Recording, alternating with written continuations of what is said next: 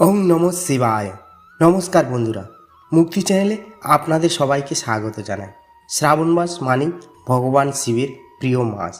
এই মাসে লক্ষ লক্ষ ভক্ত সোমবারে ব্রত পালন করেন, শিবলিঙ্গে জল ও দুধ নিবেদন করেন এবং মহাদেবের আশীর্বাদ লাভের জন্য প্রার্থনা করেন। কিন্তু একটি প্রশ্ন বহু মানুষের মনে ঘোরে, বিধবা নারীরা কি শ্রাবণ মাসের সোমবারে ব্রত করতে পারেন? অনেকে বলেন না, আবার অনেকে বলেন অবশ্যই পারেন। আসল সত্যটা আজ আমরা জানব। শাস্ত্র, পুরাণ এবং লোকাচারের আলোকে এই বিষয়টি জানার চেষ্টা করব। ভিডিওটি শেষ পর্যন্ত দেখুন। শ্রাবণ মাস কেন এত পবিত্র? শিবপুরাণ অনুযায়ী সমুদ্র মন্থনের সময় হলাহল বিষ পান করে মহাদেব সমগ্র সৃষ্টি রক্ষা করেছিলেন। এই ঘটনার পর দেবতারা শিবকে শীতল রাখতে জল নিবেদন করেন। সেই থেকেই শ্রাবণ মাসে শিবের উপর জল ঢালার প্রথা শুরু হয়েছে বলে বিশ্বাস করা হয়। এই মাসে উপবাস, জপ, ধ্যান এবং শিব পূজার ফল বহুগুণ বৃদ্ধি পায়। সোমবারের ব্রতের উদ্দেশ্য কী? অনেক অবিবাহিতা কন্যা যোগ্য স্বামী লাভের আশায় এই ব্রত করেন। বিবাহিত নারীরা স্বামীর আয়ুর সুখ ও সংসারের মঙ্গল কামনা করে ব্রত পালন করে। এই কারণে বহু জায়গায় শ্রাবণ সোমবারের ব্রতকে সৌভাগ্যের ব্রত বলা হয়। তাহলে বিধবাদের নিয়ে এই ধারণা কেন? অনেক অঞ্চলে লোকাচারে মনে করা হয়, যেহেতু এই ব্রতের প্রধান উদ্দেশ্য স্বামীর মঙ্গল ও দীর্ঘায়ু কামনা করা, তাই স্বামীহারা নারী এই ব্রত পালন করেন না। এই ধারণা বহু শতাব্দী ধরে সমাজে প্রচলিত হয়েছে। কিন্তু এটি কি শাস্ত্রের নির্দেশ? শাস্ত্র কি বলে? শিবপুরাণ, লিঙ্গ পুরাণ বা অন্যান্য প্রধান শাস্ত্রে এমন কোনো স্পষ্ট নির্দেশ নেই যেখানে বলা হয়েছে বিধবা নারী শিবের ব্রত করতে পারবেন না। বরং শাস্ত্রে বারবার বলা হয়েছে ভক্তির কাছে সকলেই সমান, মহাদেবের ভক্তির মূল্য দেন, বৈবাহিক অবস্থায় নয়। তাহলে সমাজে এই নিয়ম এলো কোথা থেকে? প্রাচীন সমাজে বহু ব্রতকে সংসারের কল্যাণের সঙ্গে যুক্ত করা হতো।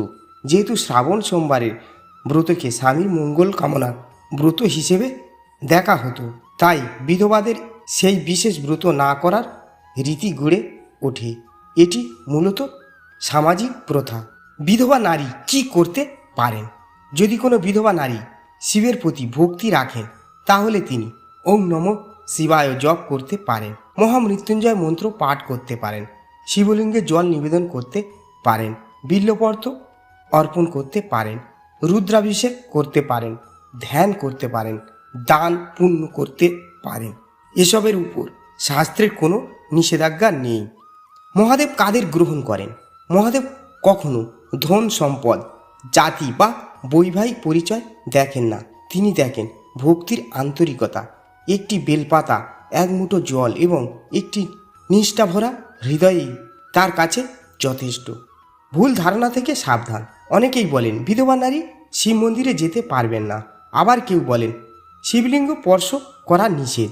এই ধরনের দাবির পক্ষে সর্বজন স্বীকৃত শাস্ত্রীয় প্রমাণ পাওয়া যায় না।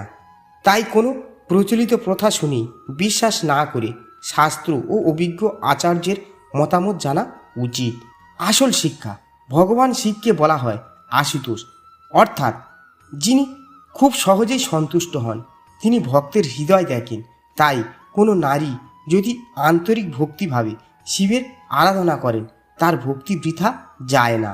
বন্ধুরা, আজ আমরা জানলাম শ্রাবণ সোমবারের ব্রতকে অনেক জায়গায় বিবাহিত নারীর সৌভাগ্যের ব্রত হিসেবে দেখা হয়। তাই কিছু পরিবারের বিধবারা এই নির্দিষ্ট ব্রত পালন করেন না। কিন্তু শিব ভক্তি, শিব পূজা, মন্ত্রজপ বা শিবের আরাধনা থেকে বিধবা নারীকে সর্বজন স্বীকৃত শাস্ত্র কোথাও বঞ্চিত করেননি। তাই ভক্তির পথ সবার জন্য উন্মুক্ত। মহাদেবের কাছে সকলেই সমান। হর হর মহাদেব। যদি ভিডিওটি ভালো লাগে তাহলে ভিডিওটি লাইক করুন, আপনার মতামত কমেন্টে জানান এবং মুক্তি চ্যানেলটি সাবস্ক্রাইব করে পাশে থাকা বেল আইকনটি চাপুন। প্রতিদিন এমন শাস্ত্রভিত্তিক ও আধ্যাত্মিক ভিডিও সবার আগে পেতে আমাদের সঙ্গে থাকুন। ওং নমঃ শিবায়, হর হর মহাদেব।